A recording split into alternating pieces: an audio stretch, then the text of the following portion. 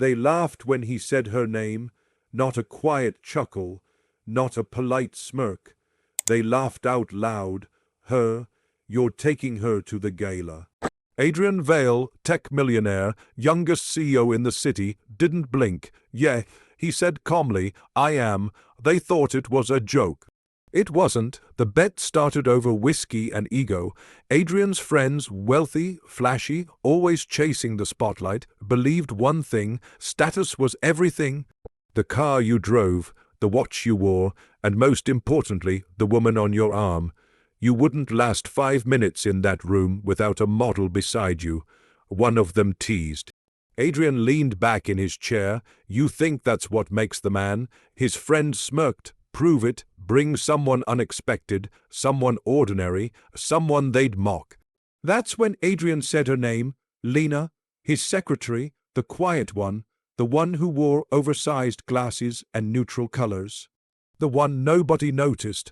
The room exploded in laughter. You're joking. Man, she's invisible. She's not exactly gala material. Adrian's jaw tightened. Watch me. Lena Hart had worked for Adrian for 3 years. She was always early, always organized. Always calm when the boardroom caught fire. She knew every contract, every deadline, every weakness in the company's structure.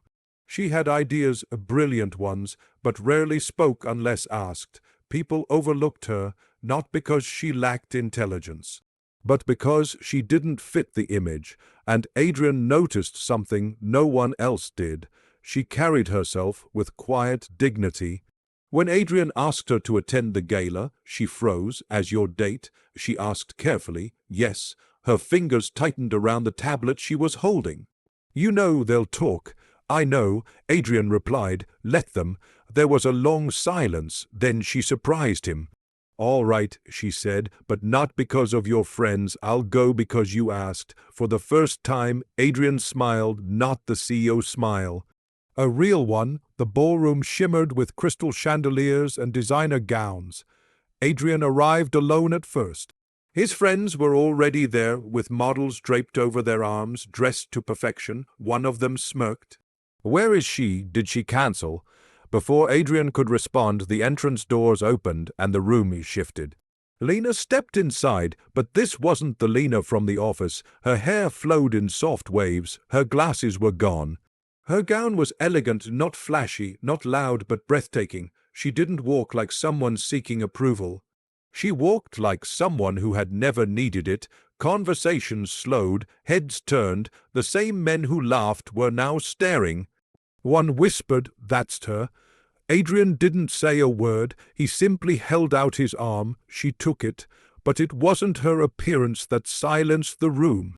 It was when she spoke. Investors approached, board members greeted her, and Lena responded with intelligence, confidence, and insight that outshined everyone.